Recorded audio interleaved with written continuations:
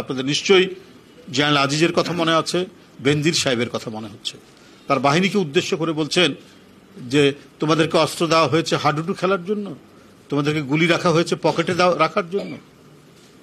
এদেরই আজকে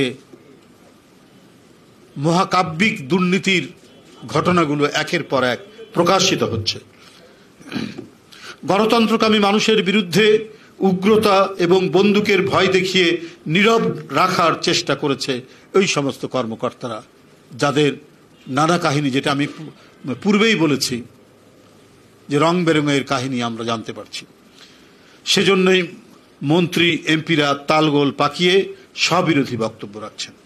বন্ধুরা, আপনারা জানেন আগামীকাল বিএনপির পক্ষ থেকে, বাংলাদেশ জাতীয়তাবাদী দল বিএনপির পক্ষ থেকে সমাবেশের কর্মসূচি ঘোষণা করা হয়েছে।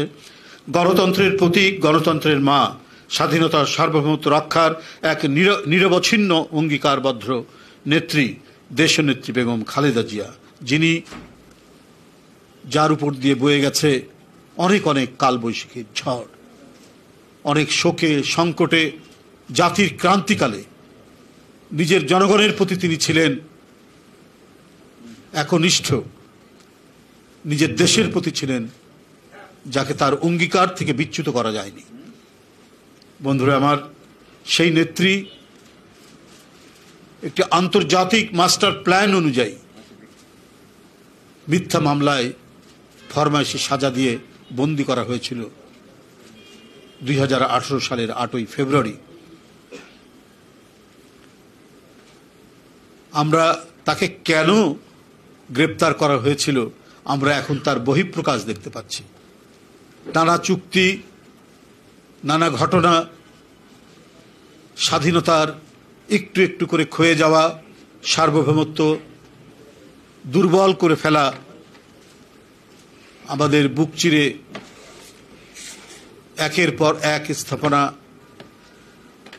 যে চুক্তি করছেন, যে মেমোরান্ডাম অফ আন্ডারস্ট্যান্ডিং সই করছেন, যে লেটার অফ ইন্টেন্ট সই করেছেন শেখ হাসিনা, সেগুলো আজকে সুস্পষ্টভাবে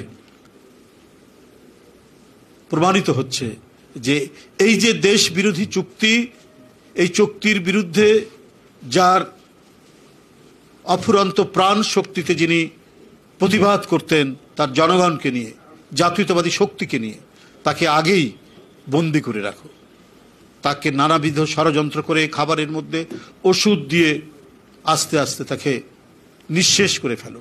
এই চক্রান্তের অংশ হিসেবে বেগম খালেদা জিয়া আজ 5-6 বছর ধরে বন্দী।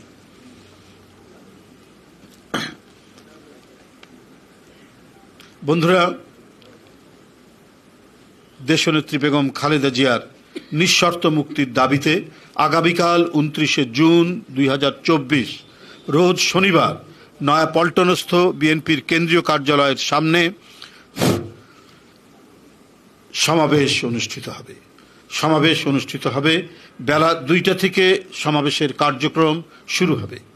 ইতিমধ্যে আমরা সমাবেশের জন্য চিঠি পুলিশ কমিশনের দপ্তরে প্রেরণ করেছি। বিএনপির একটি প্রতিনিধি দল, আমাদের শহীদুদ্দিন চৌধুরী অ্যানি, যুগ্ম মহাসচিব, তার নেতৃত্বে আপনারা জানেন গতকাল তারা পুলিশ কর্মকর্তার সাথে কথা বলে এসছেন এবং তাদেরকে মৌখিকভাবে আশ্বাসও দিয়েছেন যে আমাদের এই কর্মসূচিটির ব্যাপারে, সমাবেশটির ব্যাপারে তো তারা আলোচনা, হ্যাঁ, তারা বলেছেন তারা সহযোগিতা করবেন। তো এই বৈঠকও তারা করেছেন। সমাবেশ সফল করার জন্য বিএনপির জাতীয় স্থায়ী কমিটির সদস্য জনাব মির্জা আব্বাসকে সমন্বয় করে পর্যায়ক্রমে নানা প্রস্তুতিমূলক সভা অনুষ্ঠিত হয়েছে। ইতিমধ্যে সমাবেশ সফল করতে সকল প্রস্তুতি সম্পন্ন হয়েছে। আশা করছি আগামীকাল একটি ঐতিহাসিক সমাবেশ অনুষ্ঠিত হবে।